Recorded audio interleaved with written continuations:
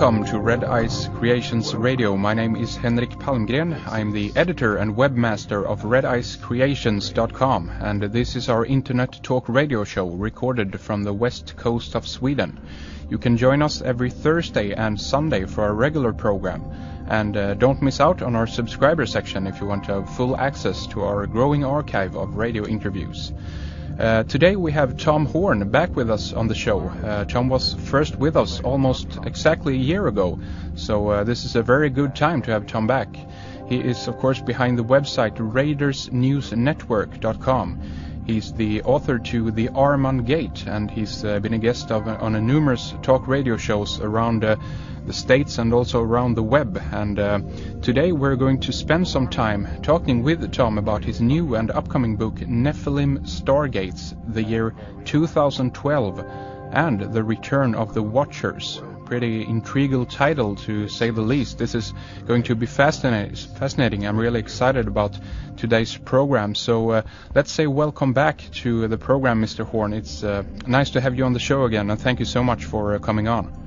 Well, thank you, Henrik. And I was thinking before we came on the show that it had been about an hour, so I appreciate, about a year since I had been on, so I appreciate you saying that. Yeah.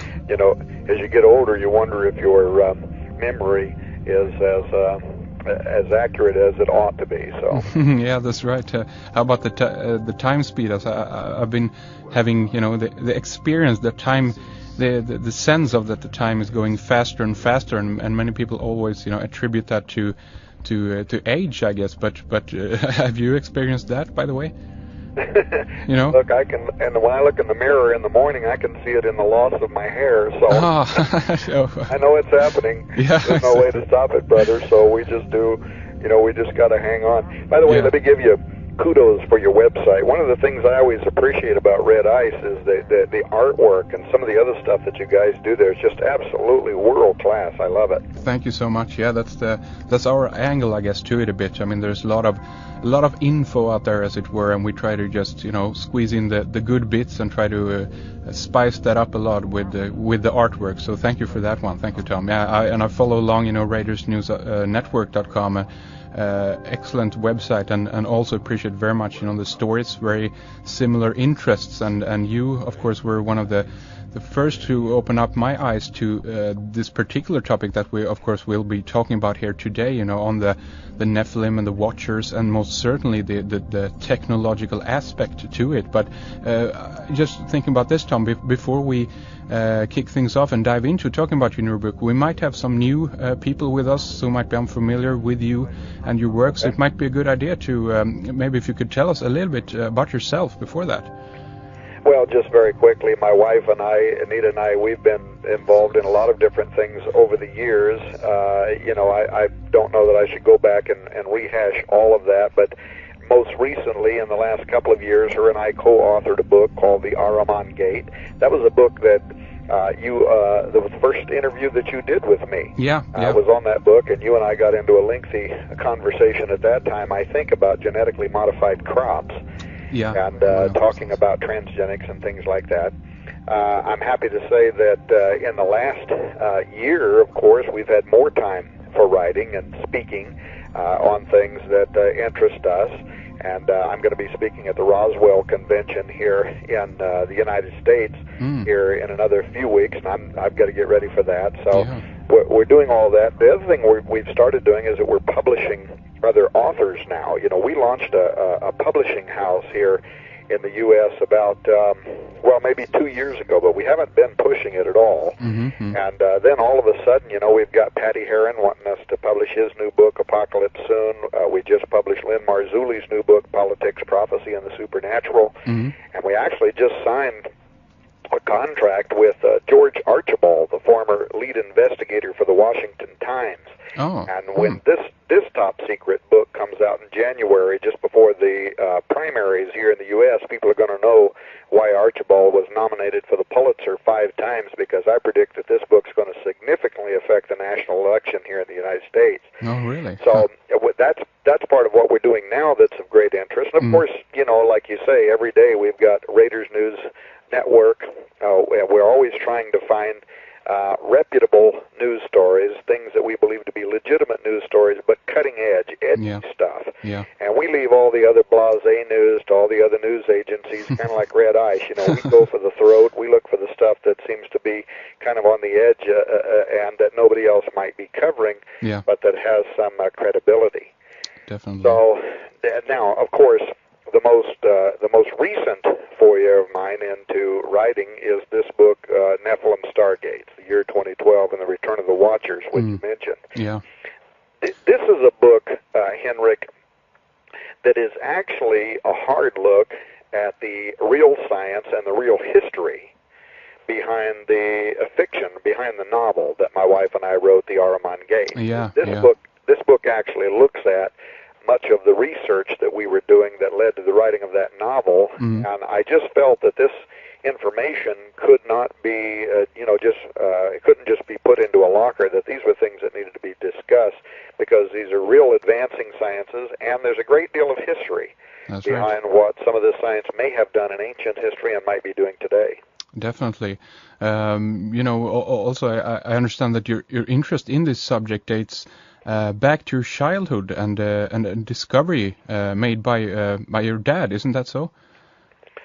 Yeah, that's a different story altogether. You know, when I was a child, my dad was a police officer, and one day when he was deer hunting, he loved to deer hunt up in the mountains here in Arizona.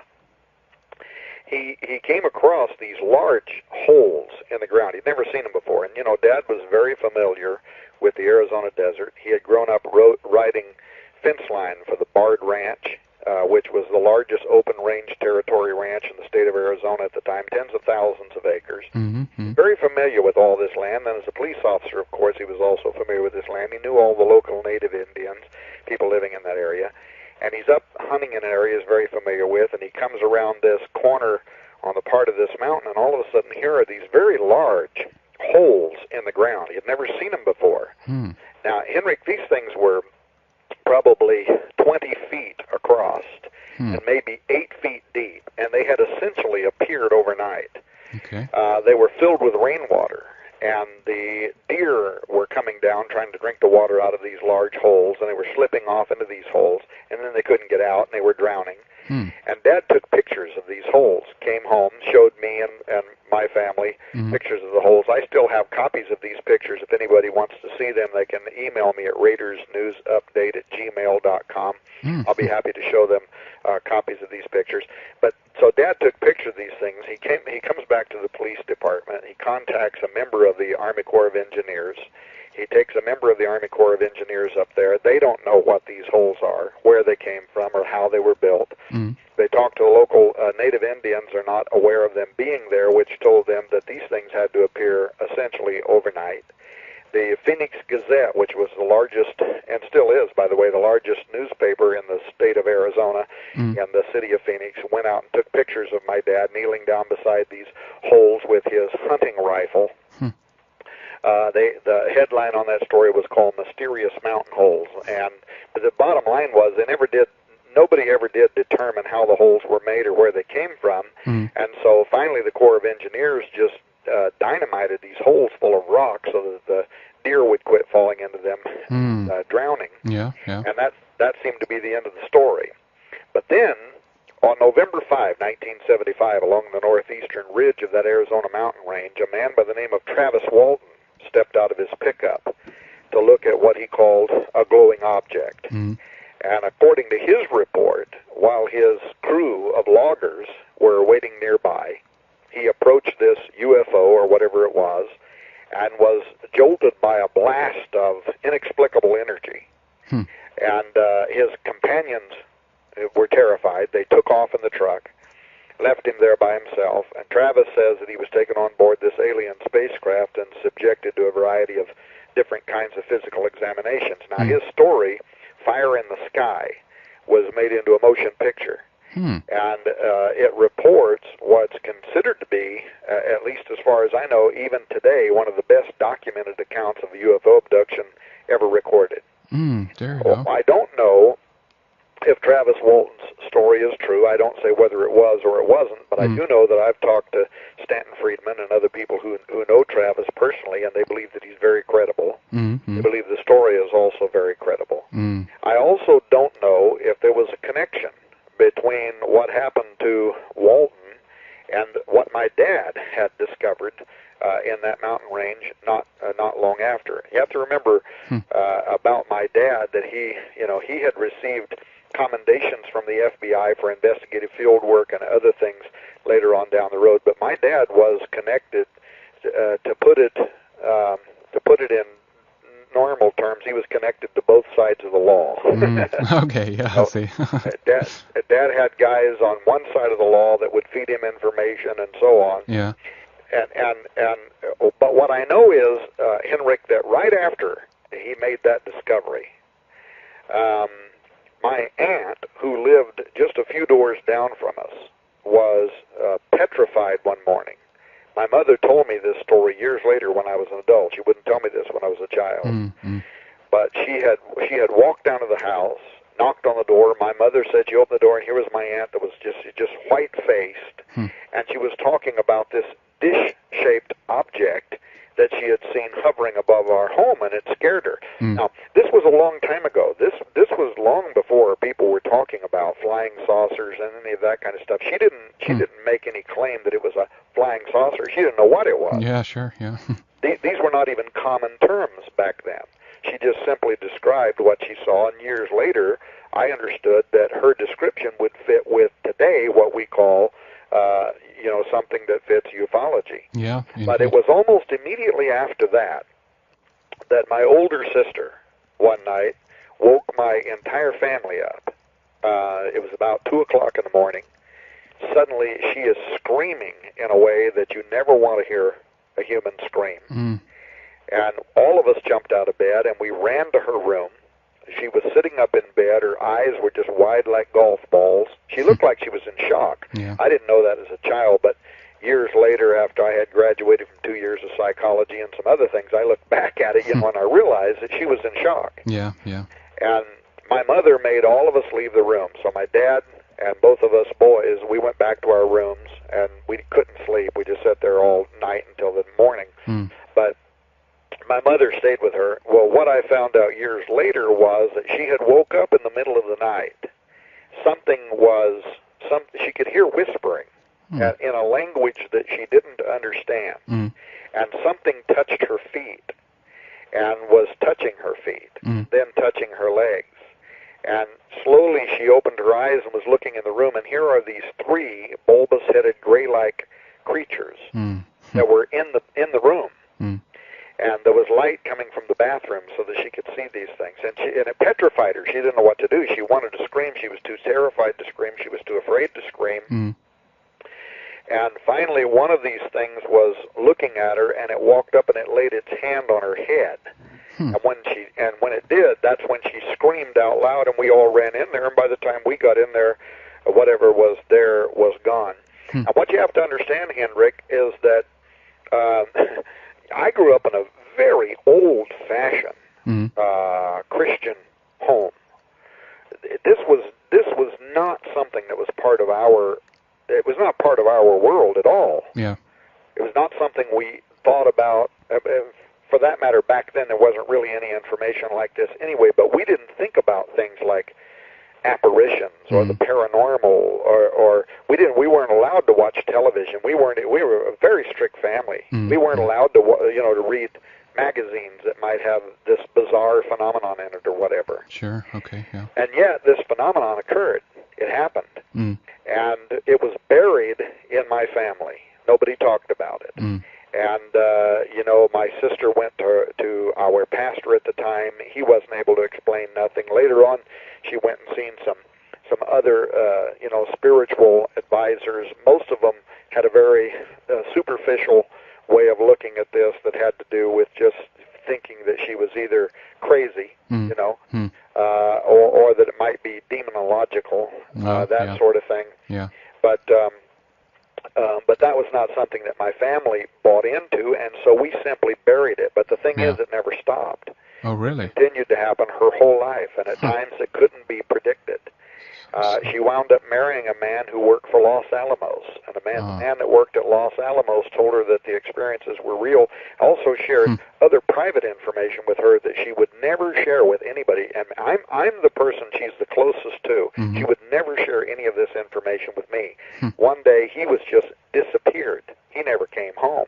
She never found out about it. Years later, in her contacting the U.S. government trying to figure out what happened to her husband, finally they let her know that he had been killed at Los Alamos. They would not tell her why, but they did let her have his Social Security, which meant that somebody since they would not issue a death certificate, somebody way up the line had to approve that at some level in the government for her to be able to draw his Social Security.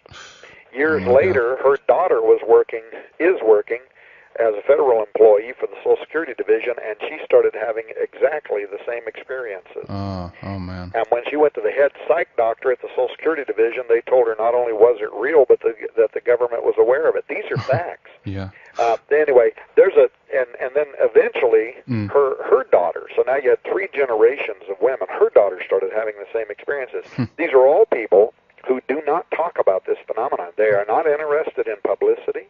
They have talked to me only privately, and aware of the fact that sometimes when I'm on radio, I will share some of these events, but I don't name the people. I don't provide any other kind of information for them because they're not seeking publicity. They're not interested in any of that.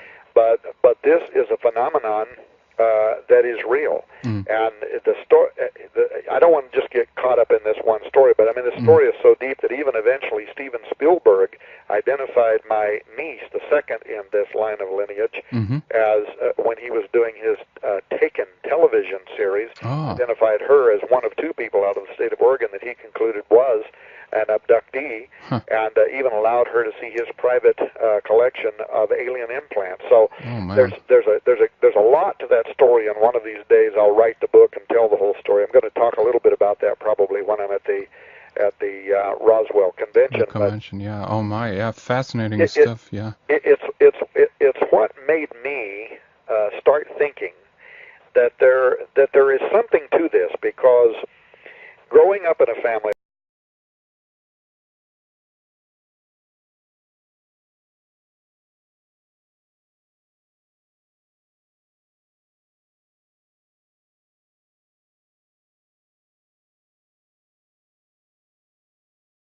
I started seeing where other people around the world were giving testimony to an extraordinary event that was touching them.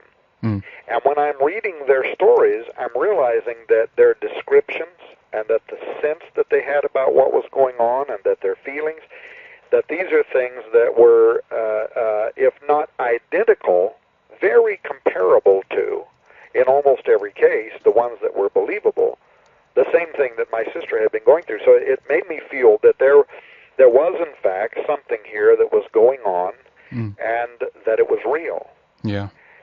So, if we say like this, so an explanation for you with concerning this phenomenon, the experiences that your family and so forth have had with this, has fallen to become, known as the Nephilim from the Bible, right? This is the connection. Certainly. Look, when we were writing the book, The Ahriman Gate, and it's very interesting, Henrik, how we got on this. It was about maybe 12 years ago, and at the time I was doing research for some leading newspapers, some large newspapers here in the United States. I was a researcher for several newspapers, and I'm doing research work. And I came across a grant that the U.S. government was giving to a particular company for purposes of research into transgenic science. And I'd never heard this term, transgenics. I didn't even know what it meant. And as I read the meaning of the term transgenics and realized that they were talking about, merging the genetics, the DNA of one species with the DNA of another species. I had an interest in why they would do that. It was fascinating to me. And I found out that year, fully 1/4 of all federal research grants in the United States were going to transgenics, and I was just blown away by this. I thought, oh my. if 1/4 of our tax dollars in the United States, which is the most tax dollars in the world per country. Yeah. If this is going to transgenic research, and I've never heard of this term, and I'm a researcher, and I know that the general public is way outside of the loop on this, and what is this all about? So I started digging into this and finding anything I could about biotechnology, synthetic biology, genetic engineering, genetic modification, cloning, stem cell science, transgenic science, all of that. Yeah, yeah. And I was stunned that nobody in the faith community was writing about this at all. I mean, I could not find a single book. I couldn't find a single news story. Yeah. Nobody was talking about what might be some of the ramifications, what might be some of the ethics or philosophical questions raised by what was happening in this emerging science. Mm-hmm. And so I wrote a couple of editorials. One of these editorials received fairly wide publication, and one of the people that contacted me right after the fact was Cal Thomas, the syndicated columnist for the LA Times and the co-host at that time of CNN's Crossfire. Okay. And he wanted to share with me his opinion that what I had written was evidence, at least in his world of view, that the world was winding down, that we had entered this quickening of events that foreshadowed end-of-the-world prophecies from all these different religions. I mean, he just believed that what I was talking about pointed to that. Now, after I received his response, there were others that were followed, and soon it started becoming evident to me that most of the common people were woefully unaware of a new dawn of science and technology that was ultimately going to open the door to the prospects on the positive side, the prospects for the cure of various kinds of debilitating diseases, which could be a good thing, but on the other side, the prospects of a transhumanist future, as well as maybe even potentially a biological Pandora's box, a biological nightmare. Yeah, indeed. Which you and I talked about a year ago, what we're seeing already in genetically modified crops. Yeah, that's right. That's right. I mean, and so I had started compiling all of this research material. I was up to thousands of pages, and anything I could find, as well as making contacts with actual people who were involved in biotechnology. Anybody that was willing to talk to me about the subject. Now, but because the first book that I wrote in this field was a novel, the Ahriman Gate, I brought my wife on board because she's a novelist and I'm not, to help me with developing the characters and all that. The book went on to become a bestseller because people are interested in this whole idea that biotechnology might actually be used to resurrect dead Nephilim or some other kind of a nightmare scenario as we had outlined in that book. Yeah. But it was the real science and the real history that stuck out to me as the most thrilling. That's right. Yeah. Because it almost seemed to me when we were doing the research for this book, in order to make the novel believable, we wanted the science to be such that if a person reading the novel read in the book about cloning or transgenics, it would sound believable to somebody who might know something about science. So we were doing all of this research, but while we were doing that, this odd thing happened, Hendrik, in that we're trying to find stories about the cross blending of species. And what we kept running into was this telling in ancient history of an event. Because these were the real records that were out there, and they were everywhere. In every mythos of every great culture around the world, a story of the gods who came down and they tinkered with genetic material, DNA, of humans and other living species. And it started feeling like we were actually retracing the first records in history of actual transgenic science, which had been conducted by these super intelligences who, for their own reasons, were the first to open the the Ahriman Gate. Mm. And I started wondering, is man today rushing into sciences that had been first introduced on Earth thousands of years ago that led to chaos, and astonishingly, that seemed to be the record. All these different civilizations. So what? Making this. Yeah. Why do you think, if we were to put it like this,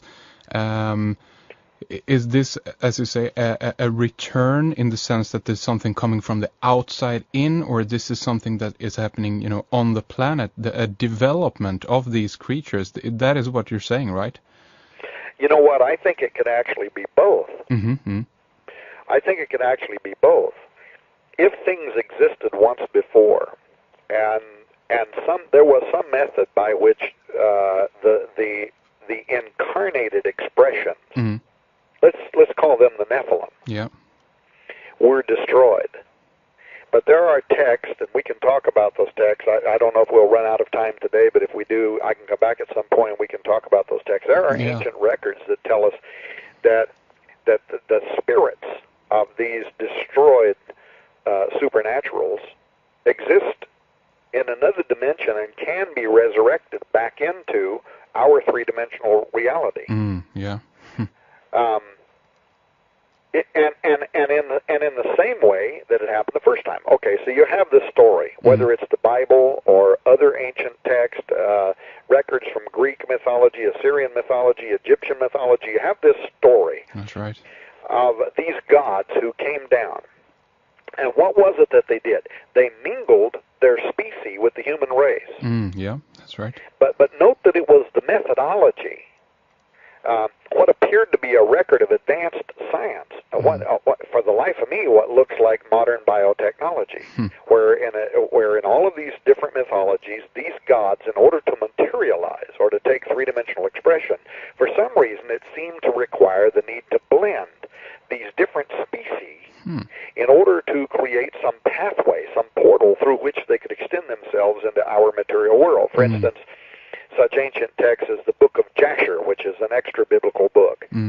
But it's referred to in the Bible, in the book of Joshua 10:13, and also in 2 Samuel 1:18. And this Jasher says this, in Jasher 4:18, it says, "And the fallen angels went in to the daughters of men." Or it says, after the fallen angels went in to the daughters of men, the sons of men taught the mixture of animals of one species with the other in order to provoke the Lord, end quote. Now that's obviously a direct reference to the Genesis 6 accord and also to some other outside of the Bible books like the Genesis Apocryphon and the Book of Enoch and so on. Yeah, indeed. That are a record of some kind of event. But the interesting thing to me in this Book of Jasher, and there were many other texts that I found, was that it included the part of the history of this event was that as soon as this event happened, suddenly the sons of men began teaching the mixture of one species with another species. Now, I also noted, as I was doing this research, which led me to ufology, which we also included in that book, The Ahriman Gate, and we do also include that in this new book.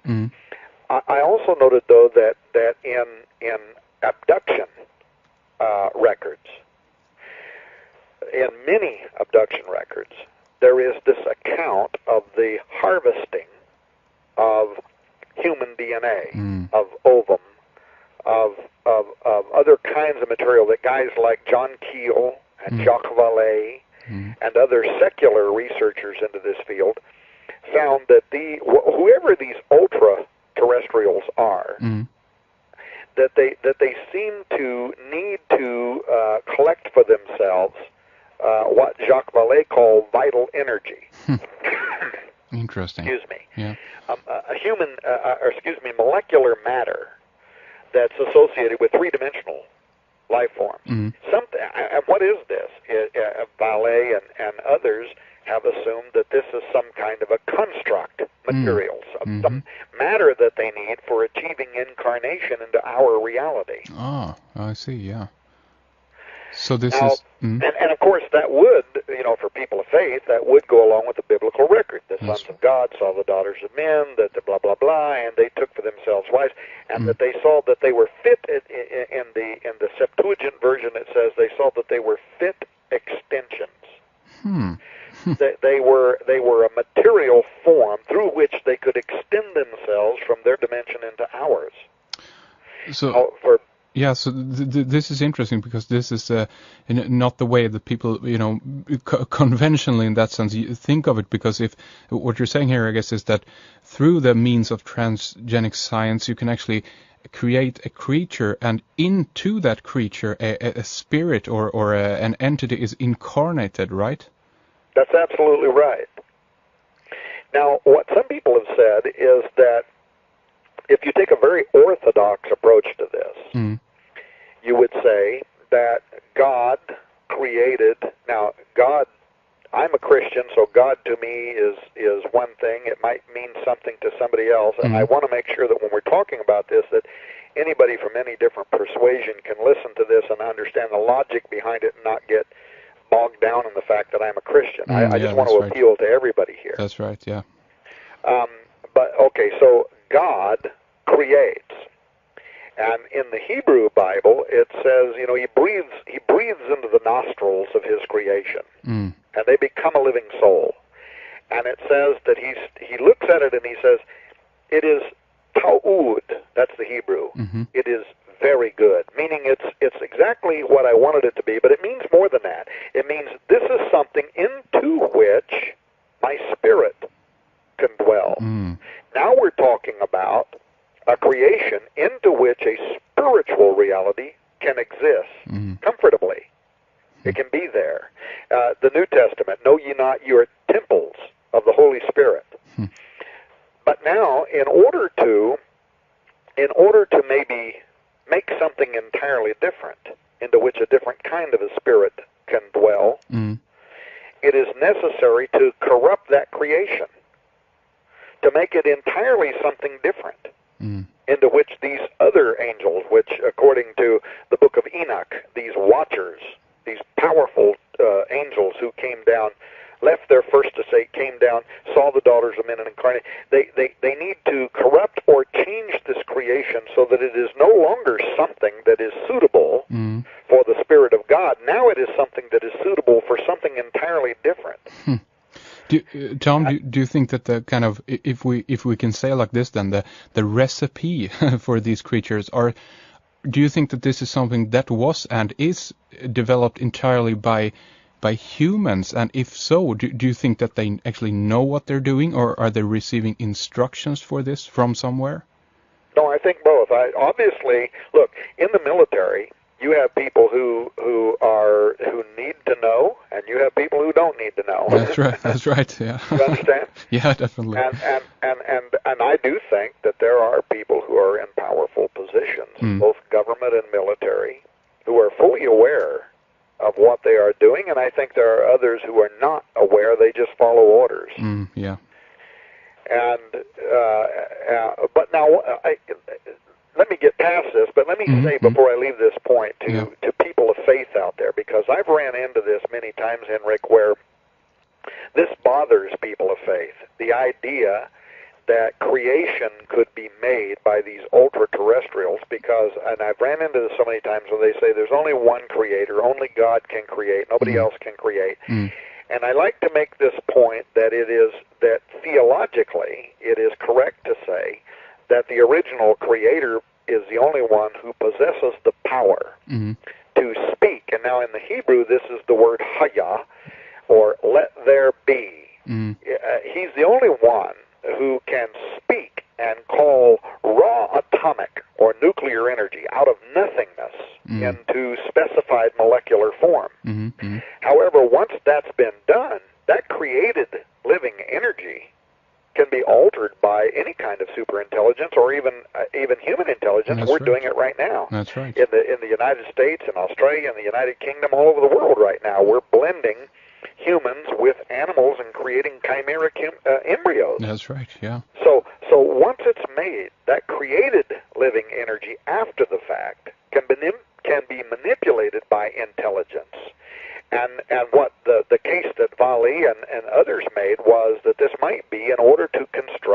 some three-dimensional expression for themselves. Now, it might also explain why animals and humans have been killed and mutilated and even stolen away in these UFO flap areas. That's right, yeah.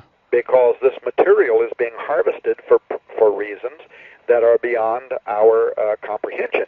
Might also explain why all of these ancients who wrote these first records, these original records, the Sumerians, the Hebrews, the Hittites, the Babylonians, the Assyrians, the Greeks, it might explain why they were terrified of these creatures, called them gods, fell down in subservience, and believed that. And this goes to why I named the book Nephilim Stargates, because they believed that gateways on Earth were symbolic of other dimensional or celestial openings through which dark influences or light influences might seek entry. And therefore it was important in all of these different ancient religions to use imitative magic for protection against the undesirable entities in their homes and in their cities and so on. And that's the reason why even today you'll see people who are very orthodox in their faith lighting candles and putting them in their windows or doing certain things to the archways and doorways to their homes to bless those openings.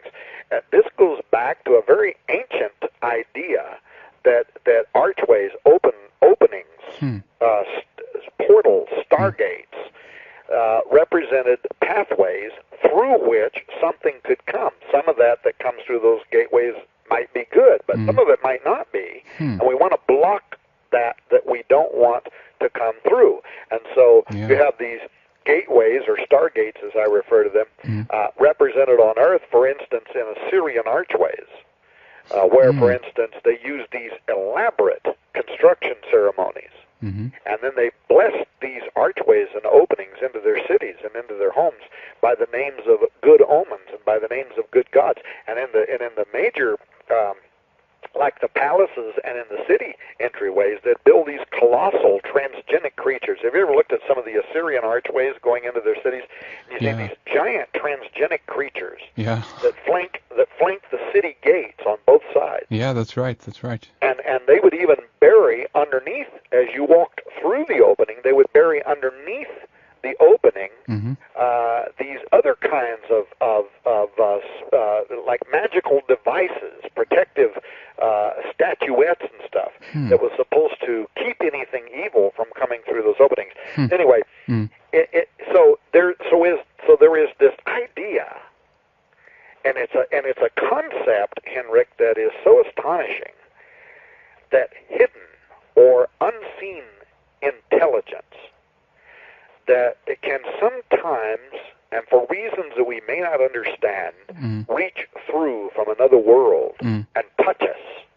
And that's something that intersects with our humanity on so many different levels, including spiritually, obviously. Yeah, indeed. But in the case of the Nephilim and the Watchers and these original stories, if you look at the Book of Enoch, the Genesis Apocryphon, also the Old Testament, Jasher and others, you find this record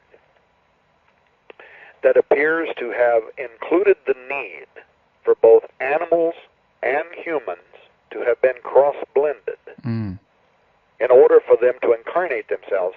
Enoch says in the 7th chapter of the Book of Enoch, he says, and they sinned against the animals as well as the humans.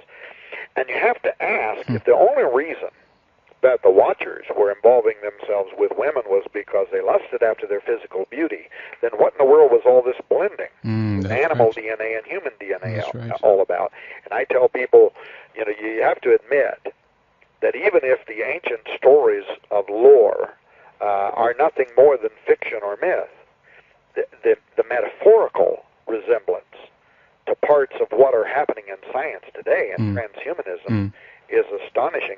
Even the secular press has taken to use in terms like chimera from Greek mythology. That's right. Yeah, that's right. To describe these hybrid creations that we're making. But chimera in mythology also foreshadowed natural disaster, and that might be a metaphor too.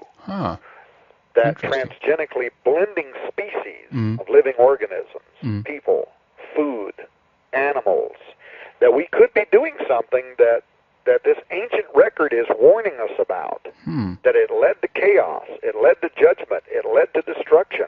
There might be a reason why the only records we have of humanity appear only a few thousand years ago, because humanity may have obliterated itself Yeah, that's right. in its willingness to cross these species boundaries, and we're already seeing with genetically modified crops that this does things we are not prepared for whatsoever. That's But in any case, Yeah, the Tom, most interesting discovery, Henrik, to me, to start out studying, to write a novel and study modern biotechnology and transgenics in order to be accurate, that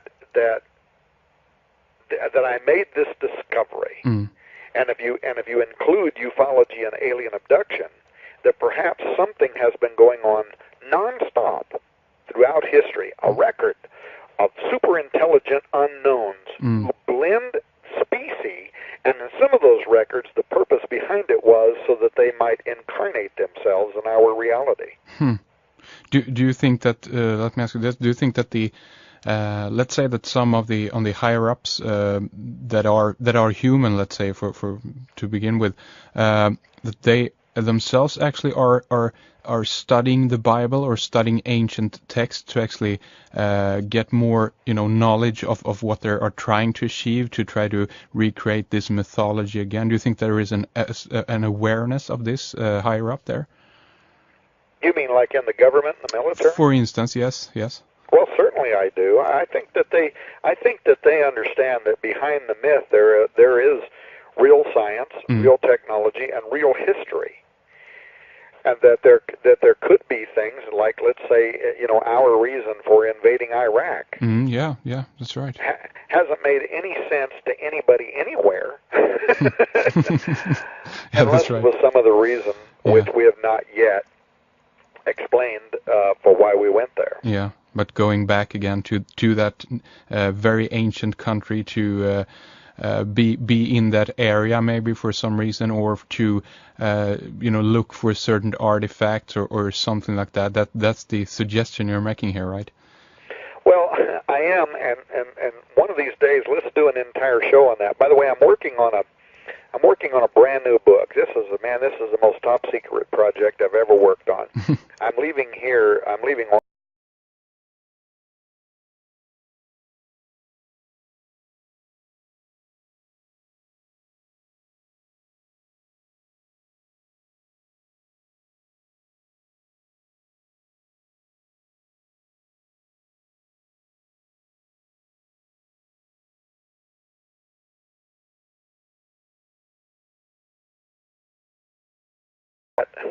things are happening now in staged events, including what's happening in biotechnology, but also what's happening even in the increase in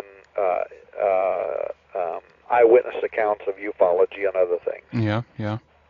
And that sometimes it doesn't feel as if this is happening in staged events that are occurring as we, as a species, can accept or absorb the ramifications. Definitely.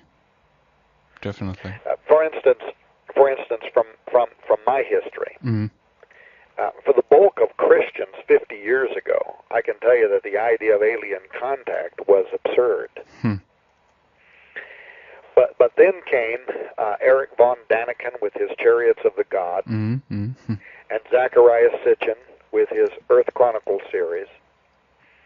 And what at first felt like a challenge to orthodoxy caused scholars on both, on all sides of the aisle, the religious, the secular, to begin, and the government, to begin asking the question, what are UFOs? Now, if they are something besides figments of the imagination, people misinterpreting, seeing Venus in the night sky and thinking that they're seeing something, or even top secret military aircraft under design that have not yet been made public. Yeah, that's right. If ufology is something besides that, if there is something to it that is almost borderline supernatural that we cannot put our fingers on, and yet it's real and it happens, what would the effect be on religion if we were suddenly faced with the reality that we are not the sole higher intelligence in the universe? And this was the question that was raised by some of these guys like Sitchin and von Daniken. In communities of orthodoxy who had never taken the time to ask the question, what are UFOs? What are aliens? What is some of this paranormal phenomenon? But all of a sudden, what was happening back in the '60s was that people were reading these books. In the '60s, von Daniken's book "Chariot of the Gods" became an international bestseller. Yeah, that's right. Yeah, and it caused many of the professors in their Bible colleges. Students were coming to them saying, well, what is this? Yeah. What is this about? Yeah. And now all of a sudden they had to answer questions they'd never had to answer before. Yeah, that's right. And it caused them to have to take a hard look at the phenomenon and to decide for themselves what it was. Yeah. Many of them, at least in the more conservative field, fell into these, I think, overly simplistic interpretations of angelology and demonology, but there were others who said, okay, maybe part of it could be comparable to angelology, maybe part of it could be compared to demonology, but there is this other something. Yeah, yeah. And what, and so you've got a few guys out there like Mike Heiser and some others who have been bold enough and willing enough to say there could be something entirely different here. Yeah. That is occurring, and that we have not put our fingers on. Now, Dr. I.D.E. Thomas, early on in the 70s, he was one of the first Bible college presidents, and he wrote the book, The Cosmic Conspiracy. Are you familiar with that book? Yeah, I've heard the title. I've never read it, but no. Yeah. And I've sat down with, Dr. Thomas is a quintarian now. He's 80-some years old. He lives down in California. I've sat down and had lunch with him. Yeah. In fact, I'm going to republish his book. It's went out of print because his publisher went bankrupt. Oh. But I've sat down with him, and he said, I had all these students coming to me asking me what this is, and I didn't have no answers, and there wasn't anything written about it, so I had to do the work. And so he wrote this book. And it's for 30 years. It's been his best-selling book. Yeah. But now, more recently, you have Vatican astronomers like Guy Cosmologo last year. Yeah. Releasing this whole series of publications dealing with the possibility of extraterrestrials or multidimensional intelligence. And he doesn't just hint. He comes out and says in his Intelligent Life in the Universe, Catholic Belief and the Search for Extraterrestrial Intelligent Life, which was published by a publisher owned by the Vatican, he comes out and says that we are now facing a greater than not possibility of extraterrestrial contact with intelligence. Oh, my. He's not talking about microbiological life forms. He's talking about intelligence that can communicate with us. Yeah, indeed. And I think I was on Coast to Coast a couple of weeks ago, and usually I'm on with George Norrie, but this time I was on with Art Bell. Yeah. And I said to Art Bell, I said, do you find it interesting, given what you asked Malachi Martin on your show in 1997? And remember, Father Malachi, he placed a time frame of about 10 years on his feelings that what was or is approaching the Earth was going to be of great importance within 5 to 10 years. Now think about this. This was 1997, and Art Bell on Coast to Coast asked Malachi Martin why the Vatican was heavily invested in the study of deep space at Mount Graham Observatory in southeastern Arizona. And Martin he was a retired professor of the Pontifical Biblical Institute. He was uniquely qualified to hold in secret information pertaining to the Vatican's Advanced Technology Telescope project at Mount Graham International Observatory. And his answer ignited a firestorm among ufologists, because when Art Bell said, why is the Vatican so heavily invested in the study of deep space, Father Martin said, because the mentality of those at the highest levels Vatican administration and geopolitics know what is going on in space and what is approaching us, and that it could be of the greatest importance next 5 to 10 years.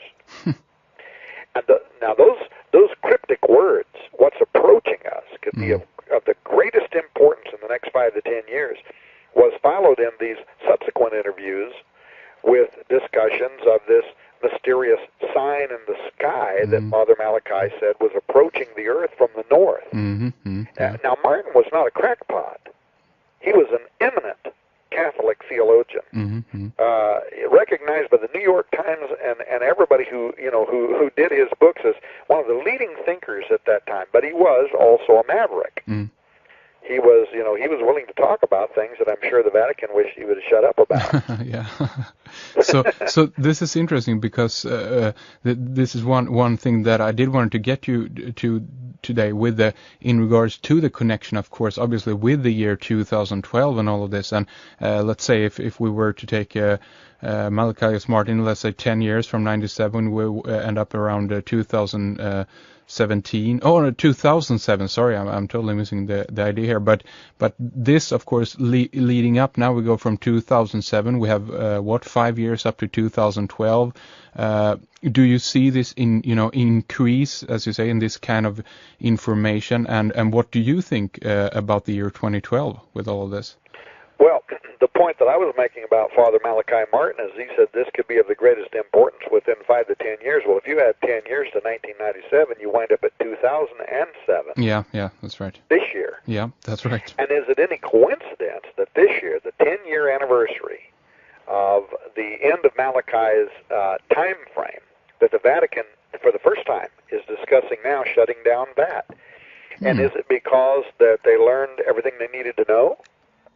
I don't know, but it seems ironic to me that 10 years almost to the day, now we're discovering second Earths. Yeah, and indeed. Vatican astronomers are publishing these treatises letting the faithful know that if ET contact occurs, it's not going to be a challenge to their faith or to the authority of Rome. And something I think that the good Father Malachi Martin would have also found extraordinary is now this science for cross-blending species, not only reminiscent of what the Watchers did with the Nephilim, and maybe also comparable to what other dimensional beings that we call aliens have been doing for reasons unknown. That we're at the we have emerging before us right now the technology to open portals of perception that before now were unknown except to the gods of mythology such as Quetzalcoatl in Mayan mythology. And now, the year 2012, it's interesting because among the legends of these multidimensional beings, there was this method that existed whereby at least at times, they could move from behind their gateways through statues, persons, flying winged discs along heavenly sky locations into Earth's reality. And this even goes into hermetic iconography, where you have the beginning and ending points of the sky that are positioned where the ecliptic, the pathway of the sun, crosses the Milky Way. And now ancient descriptions depict the distance between those points as a snake called the Ouroboros, or the tail devourer, encompassing the heavens and swallowing its tail. That's one of the oldest mystical symbols in the world. You can find it in Aztec, Chinese, Native American mythologies, other mythologies. That's right. In alchemical symbolism, the mouth of the snake is viewed as a place of arrival and departure of spirit beings, gods, angels, higher self, who use this wormhole or Stargate to navigate dimensions of heaven. For example, this god Quetzalcoatl, and now this is the most well-known deity of the Aztecs and Mayans, also called Kukulkan, who is portrayed as as either being or entering the Ouroboros on these Aztec and Toltec ruins. Mm. Now, there's also some renderings of Quetzalcoatl where a ladder is seen descending from the ecliptic. Yeah, that's right. Such as when Quetzalcoatl descends from the sky on a rope ladder. Yeah. As he's also prophesied to do in the year 20.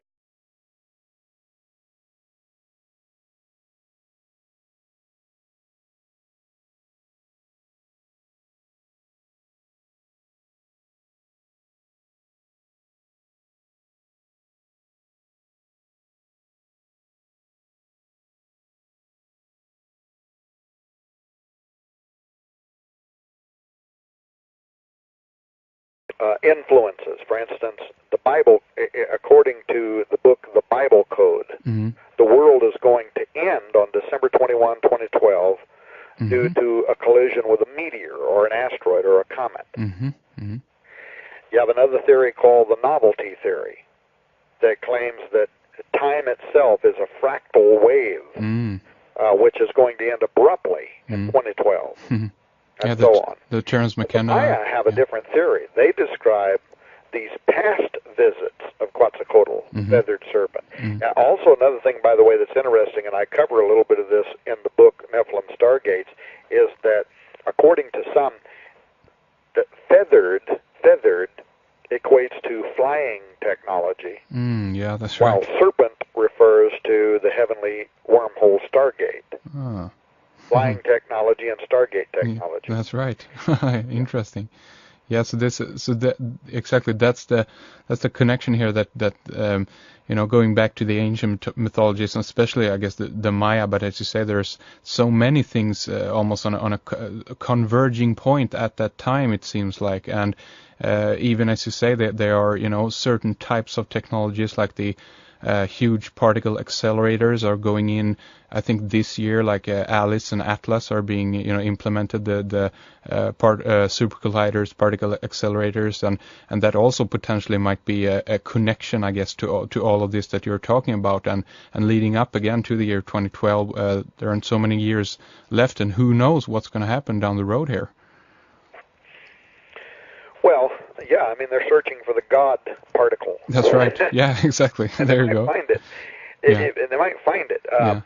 And maybe the Mayans are telling them they're going to find it, because their prophecy is that in 2012 this serpent rope is going to emerge again from the center of the Milky Way, and Quetzalcoatl is going to return to mark the end of one age and the beginning of another age.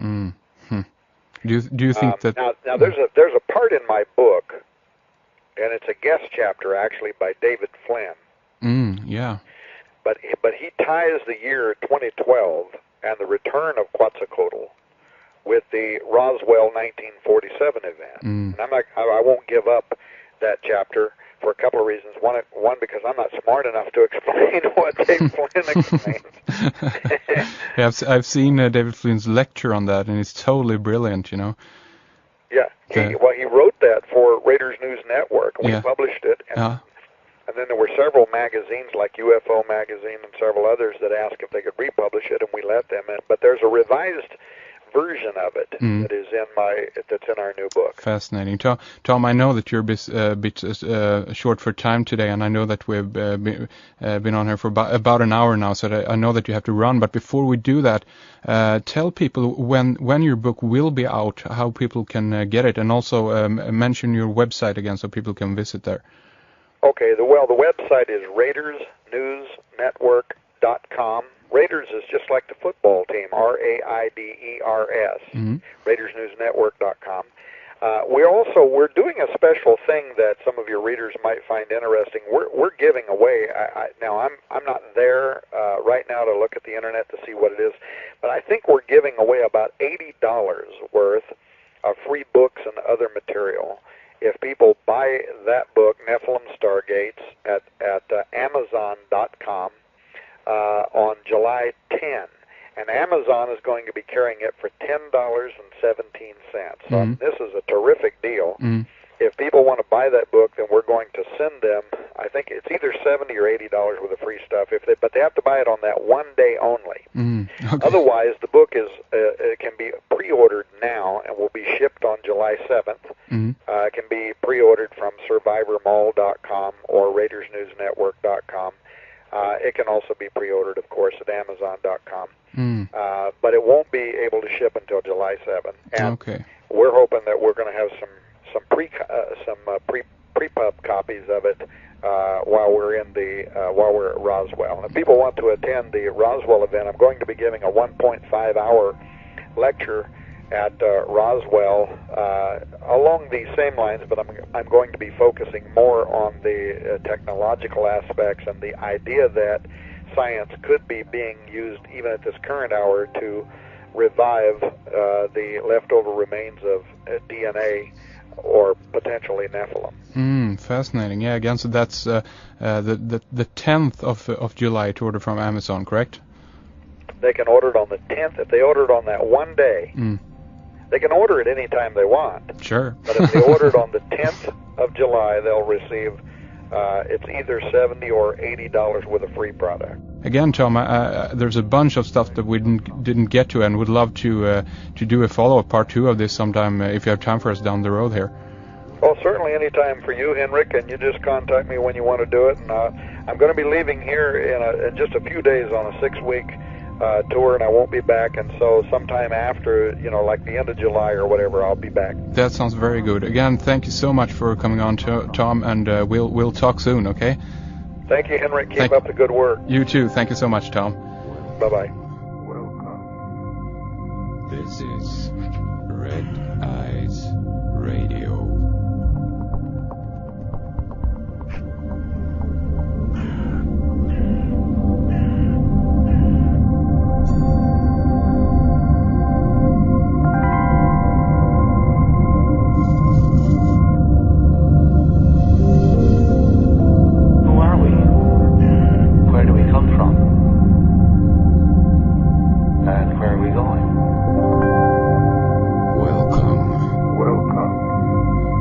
This is